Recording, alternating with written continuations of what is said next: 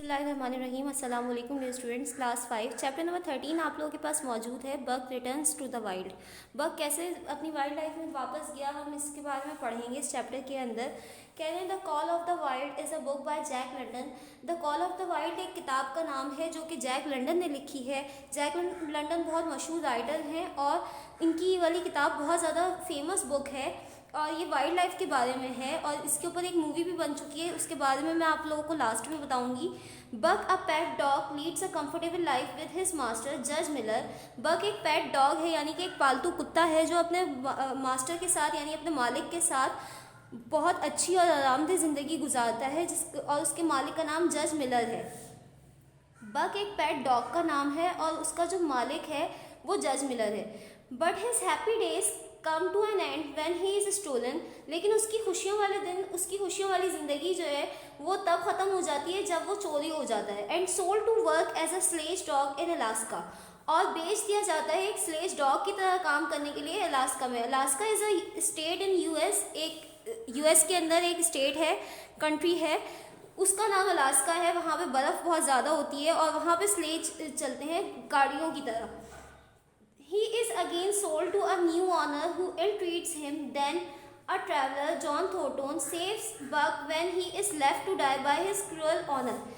वो दोबारा बेच दिया जाता है एक नए ऑनर को, एक नए मालिक को, एक नए आदमी को जो उसके साथ बहुत बुरा रवैया रखता है। इल ट्रीट्स हिम यानी कि उसके साथ बुरा सलूक करता है। फिर एक ट्रैवलर जॉन थॉर्नटन जिसका नाम होता है वो बक की जान बचाता है जब वो बिल्कुल मरने के करीब होता है। लेफ्ट टू डाई मतलब बिल्कुल मरने के करीब होता है अपने क्रूअल ऑनर की वजह से, उसके बुरे सलूक की वजह से, जालिम मालिक की वजह से और उसके बुरे सलूक की वजह से वो बिल्कुल मरने के करीब होता है जब जॉन थॉर्नटन उसे बचाते हैं। Buck loves his new master. Buck अपने नए मास्टर से बहुत मोहब्बत करता है। But he also longs to join his wild brothers the wolves of the forest. लेकिन वो फिर भी अपने वाइल्ड ब्रदर्स के पास वापस जाना चाहता है और उनके साथ रहना चाहता है जो भेड़िए, वुल्व्स भेड़ियों को कहते हैं, जंगल में रहने वाले भेड़िए होते हैं। लॉन्ग्स टू ज्वाइन मतलब ज्वाइन करने की या उनके पास वापस जाने की ख्वाहिश रखना। आफ्टर थॉर्नटन्स डाई, जब थॉर्नटन मर जाते हैं यानी जॉन थॉर्नटन जो ट्रैवलर थे जिन्होंने उसकी जान बचाई थी, जब वो मर जाते हैं बक मीट्स हिज ब्रदर। बक अपने ब्रदर्स से मिलता है, अपने भाइयों से मिलता है। Read on to find out how Buck returns to the wild. कह रहे हैं कि आगे पढ़ें पूरा चैप्टर ताकि आप जान सकें कि किस तरह से बक अपने भाइयों के पास वापस गया। Night came on with a full moon. पूरी चांदनी रात आती है। बक वॉज म्यूरिंग बाय जॉन थॉर्नटन्स बॉडी। म्यूरिंग मतलब सोग बनाना। वो सोग बना रहा होता है जॉन थॉर्नटन की बॉडी के पास बैठा। लिसनिंग एंड सेंटिंग, सुनते हुए आवाज़ें जो भी होती हैं वो सुन रहा होता है और सूंघ रहा होता है। सेंटिंग जो है एक हिस्स होती है जानवरों के अंदर। जैसे हम लोग एक दूसरे की शक्ल देखकर एक दूसरे को पहचान लेते हैं, वैसे जानवर नहीं कर सकते क्योंकि उनकी शक्लें एक जैसी होती हैं। तो अल्लाह ताला ने उनको एक हिस्स दी है जो कि वो एक दूसरे को उनकी खुशबू से पहचानते हैं। तो इस हिस्स को सेंटिंग कहते हैं कि खुशबू सूंघ कर पहचानना। From far away came a faint sharp yelp followed by more sharp येल्प्स।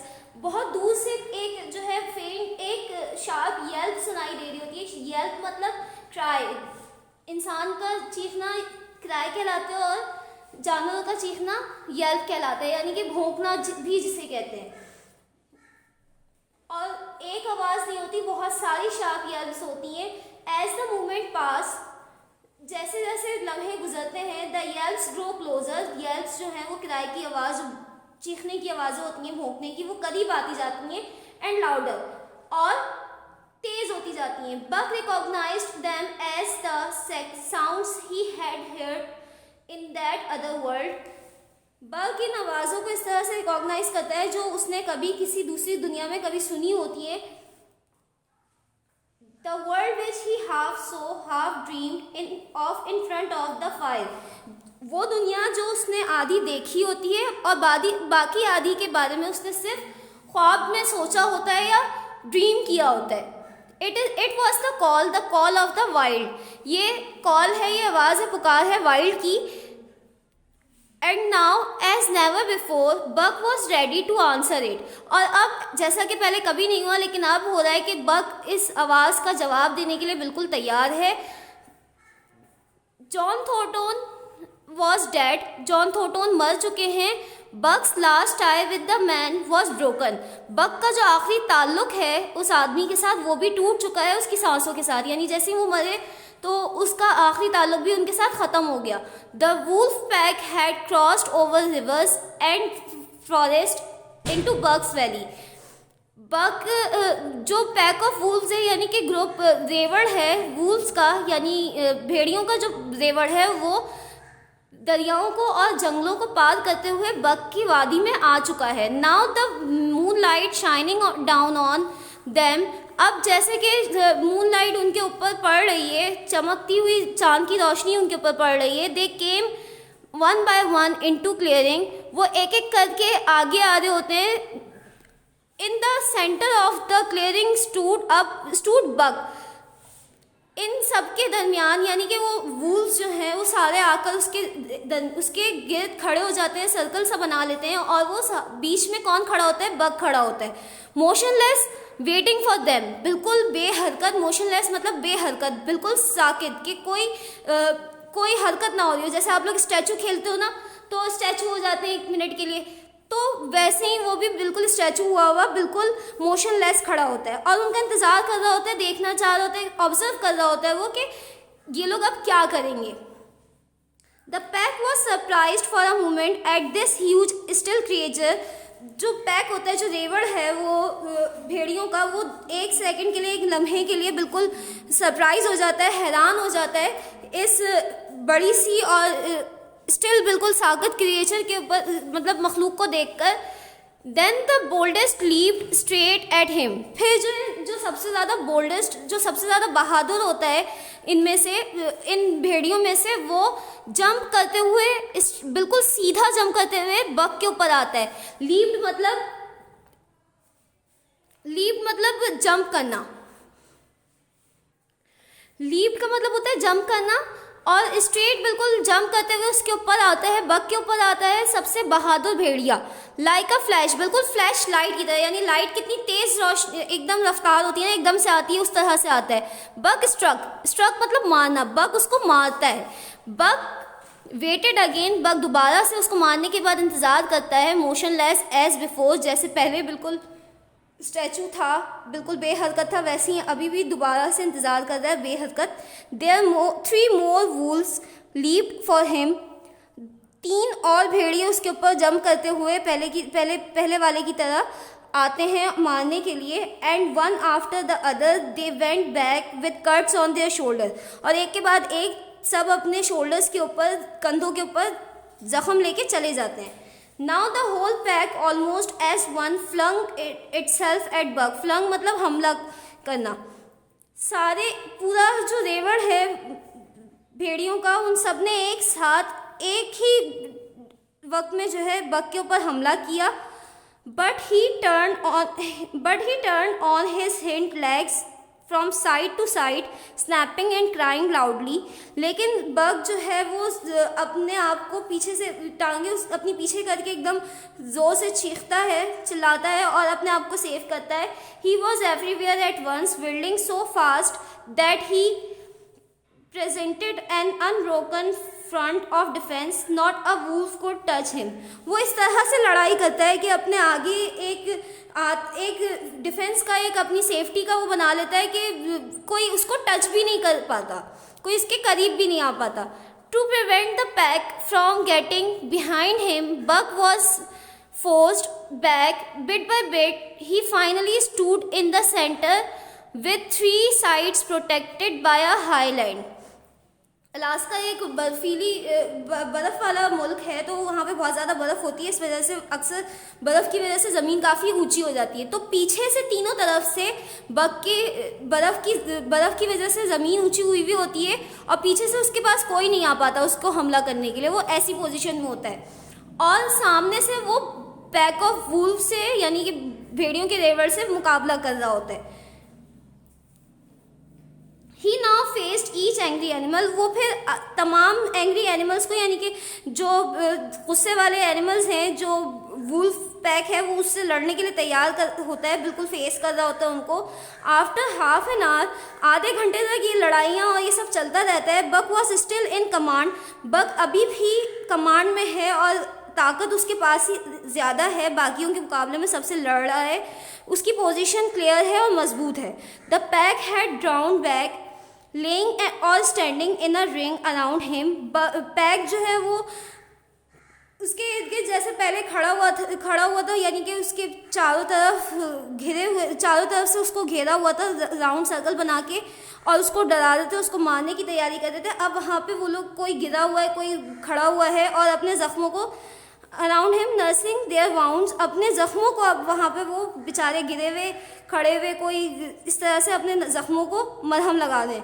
Then one wolf long thin and grey, फिर एक भेड़िया जो कि लंबा है, पतला है और ग्रे है, केम अप केयरफुली, एहतियात से आगे आता है, इन अ फ्रेंडली मैनर, बहुत ही दोस्ताना अंदाज में। Buck's eyes lit up as he recognized his wild brother with whom he had run side by side for hours.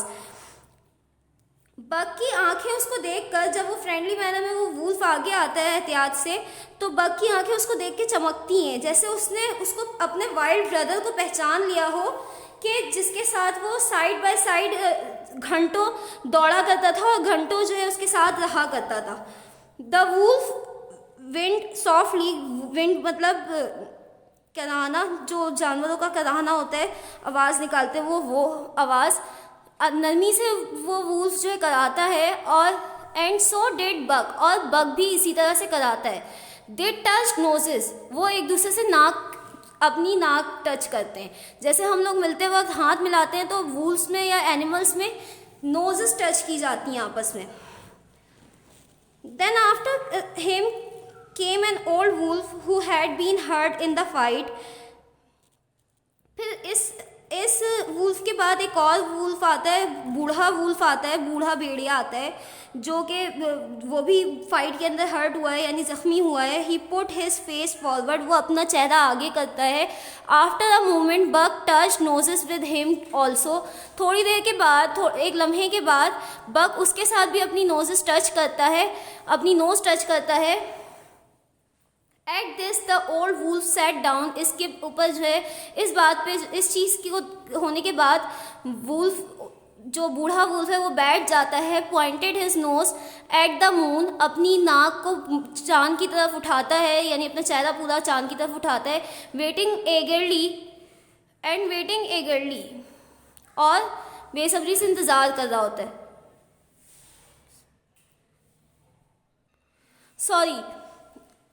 Pointed his nose eight the moon, अपनी नाक जो है चांद की तरफ उठाता है, चेहरा चांद की तरफ उठाता है। And broke out into a long wolf howl, और फिर बिल्कुल बहुत ही तेज़ आवाज़ में जो है ना वुल्फ हाउल निकालता है, यानी कि वुल्फ की जो आवाज़ होती है, कराने की एक तरह से जो आवाज़ होती है, वो निकालता है। The other wolves did the same, बाकी वुल्फ्स भी बिल्कुल उसी की तरह से खूब ज़ोर से जो है वुल्फ हाउल निकालते हैं। बक वॉचिंग एगरली, बक जो है बड़ी बेसब्री से इंतज़ार कर रहा होता है। फेल्ट हिज फर स्टैंड अप, अपनी फर कहते हैं रोंगटों को, तो उसके जो रुएं होते हैं उनको खड़ा होता वो महसूस करता है Buck. But this was not from anger but from the strangeness and sadness of the cry, लेकिन ये गुस्से की वजह से नहीं होता, बल्कि हैरत की वजह से, और जो उदासी होती है, चीखने, जो रोने की, यानी ये सारी जो आवाज़ें ये लोग निकाल रहे थे, रो रहे थे सब, उसकी वजह से, उदासी की वजह से उसको अपने रोंगटे खड़े महसूस होते हैं। He could no longer stay quiet, वो मज़ीद खामोश नहीं रह सकता था। But sat down and howled at the moon, लेकिन बैठकर वो भी भेड़ियों की तरह से अपनी आवाज़ जो है मून की तरफ मुंह करके निकाल सकता था, तो उसने ऐसा ही किया। When this was over, जब ये सारी चीज़ें हो गई, बैठकर आवाज़ निकालना, चांद की तरफ देखकर चीखना, ये जानवरों, ये एनिमल्स का एक तरीका होता है जब वो खुशी या गम महसूस करते हैं तो, या किसी परेशानी से निकलते हैं तो। Buck came out of his protected place, Buck अपनी प्रोटेक्टेड प्लेस से, यानी जो उसने तीनों तरफ से हाईलैंड का अहाता बनाया हुआ था, और वहाँ से वो निकल कर बाहर आता है, सेंटर में बैठा होता है ना वो पहले। The pack crowded around him, pack जो है पूरा उसके इर्द गिर्द जमा हो जाता है, क्राउडेड मतलब जमा होना, जमा हो जाता है। Sniffing in a half friendly half wild manner, sniffing का मतलब होता है सू सू करना। जानवर जिस तरह से एनिमल्स को आपने कभी देखा हो वो सू सू करते हैं, तो उस तरह की आवाज़ निकालते हैं लोग। आधा जो उनका दोस्ताना तरीका होता है, बाकी आधा जो वो वैसी जाहिर सी बात है वाइल्ड एनिमल्स हैं, तो उनका वाइल्ड मैनर में जो है वो ये सब कर रहे होते हैं। Then the leader yelped and sprang away into the woods, the pack followed yelping in chorus, chorus कहते हैं एक साथ होना। And Buck ran with them, side by side with his wild brothers, yelping as he ran. अच्छा, ये सारी चीज़ें होने के बाद जो है उसका जो लीडर होता है वो उठ के जो है चला जाता है, और बाकी जो वूल्स होते हैं वो एक साथ येल्प करना, यानी कि चीखना, जो मैंने बताया भौंकना कहते हैं ना इसको, तो वो अपनी आवाज़ निकालना शुरू कर देते हैं, और बग भी उनके साथ ऐसे ही करता है और उनके साथ चलता हुआ भागता हुआ चला जाता है अपने वाइल्ड ब्रदर्स के साथ।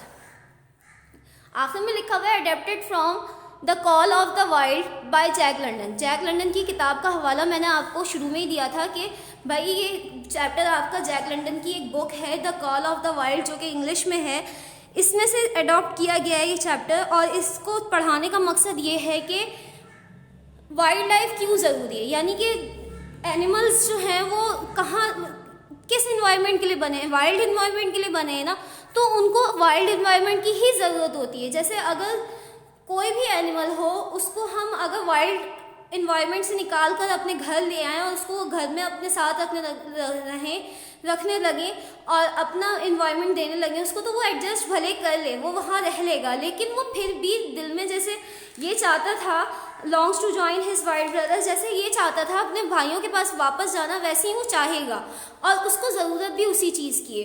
तो अल्लाह ताला ने जिसको जहाँ रहने के लिए बनाया है उसको वहीं रहने दिया जाए तो ज़्यादा बेहतर है। जैसे अगर हम लोग अपना शहर या मुल्क छोड़ के किसी दूसरे मुल्क में या शहर में चले जाते हैं, तो हमें अपना पुराना इन्वायरमेंट, अपने घर वाले और अपना माहौल याद आता है ना, हम एडजस्ट नहीं कर पाते। हम भले वहाँ पे कितने साल गुजार लें, लेकिन हमारे दिल में फिर भी हमारा इन्वायरमेंट, जहाँ हम पले बड़े होते हैं, जहाँ पैदा हुए होते हैं, वो रहता है। इसी तरह एनिमल्स भी होते हैं। बग था तो एक पेट डॉग, लेकिन था तो वो वाइल्ड एनिमल ही ना, यानी कि वो जो जंगली कुत्ता ही था, वो उसको जंगल में रहना था, लेकिन उसको उठाकर जो है एक पेट डॉग बना दिया गया, फिर एक स्लेज डॉग बना दिया गया। तो वो वहाँ पर भले वो रह रहा था, ज़िंदगी गुजर रही थी उसकी, लेकिन वो फिर भी चाहता था कि वो अपने पुराने एनवायरनमेंट में, अपने भाइयों के पास, अपने दोस्तों के पास वापस चला जाए, क्योंकि उसको उनकी ज़्यादा ज़रूरत थी। सही, now come to the worksheet. Worksheet number 1 आप लोगों के पास मौजूद है। वर्कशीट नंबर 1 में आप लोगों को कह रहे हैं कि चैप्टर नंबर 11 दिया हुआ है आप लोगों को, प्रोडिगल सन, पेज नंबर 1 पर। पेज नंबर 1 पे आपने सबसे पहले ये सेंटेंसेस करने हैं, सेंटेंसेस कॉपी में बनाने हैं, जैसे आप लोग करते हैं सेंटेंसेस हमेशा वैसे ही करने। नेक्स्ट पेज पे आप लोग टाइटल पेज बनाएंगे और लेसन डिटेल्स लिखेंगे as you do in your copies, जैसे आप लोग करते हैं हमेशा अपनी कॉपी में अच्छा सा टाइटल पेज बनाइएगा, चैप्टर नंबर मेंशन कीजिएगा और लेसन डिटेल्स लिखिएगा। Now come to the next page. Page number 3 मैंने लिखा हुआ है। आप अब सेंटेंसेस करेंगे एक पेज पे, उसके नेक्स्ट पेज पे टाइटल पेज बनेगा और फिर उसके नेक्स्ट पेज पे माइंड मैप बनाएंगे, यानी पेज नंबर 3 पे। माइंड मैप की हेडिंग आप पहली लाइन में डालेंगे, ये वाली लाइन पे नहीं डालेंगे, इस पे डालेंगे। फिर उसके बाद आप माइंड मैप बनाएंगे Buck returns to the wild. Buck returns to the wild में सबसे पहले किस चीज़ का जिक्र था? वूल्स का जिक्र था। बक था सबसे पहले, यानी कि जो पेट डॉग था वो स्लेज डॉग की तरह फिर उसने काम किया। फिर उसके बाद क्रूअल ऑनर की वजह से वो बीमार रहा और बिल्कुल मरने के करीब पहुंच गया। फिर अलास्का का जिक्र था कि ये सारा जो उसके साथ हो रहा था सब कुछ, वो कहाँ हो रहा था? अलास्का में हो रहा था। अलास्का क्या बताया था मैंने? एक स्टेट है, एक कंट्री है यूएस के अंदर। और फिर उसकी लास्ट में फ्रेंडशिप हो गई, किसके साथ हो गई, वुल्व्स के साथ हो गई, दोबारा वो वापस अपने भाइयों के पास चला गया। फिर now come to the page number 4, page number 4 पे नेक्स्ट पेज पे इसके बाद नेक्स्ट पेज पे आप लोग वर्ड्स मीनिंग करेंगे। मैंने यहाँ पे 5 वर्ड्स मीनिंग दी हुई है, इनको मैंने जो है बुक में भी बताया है आपको, साथ साथ वर्ड्स नए वर्ड्स थे तो मैंने वही दिए हैं, ये आप लोग कर लेंगे। फिर उसके बाद क्वेश्चन नंबर 5 पेज नंबर 5 पे जो है सवाल दिए मैं आपको, आंसर द फॉलोइंग क्वेश्चंस, आपने ये क्वेश्चन आंसर्स करने हैं। क्वेश्चन नंबर 1 है what work did bug do in Alaska, bug Alaska में क्या काम किया करता था। अलास्का में वो काम करता था एक स्लेज डॉग की तरह। Buck work as a sledge dog in Alaska. How did Buck defend himself from the pack of wolves, Buck अपने आप को पैक ऑफ वुल्व्स से कैसे बचाता है जब उसके ऊपर वो हमला कर रहे होते हैं। When the pack of Wolves attacked bug he defended himself by whirling around rapidly while crying loudly, वो अपने आप को,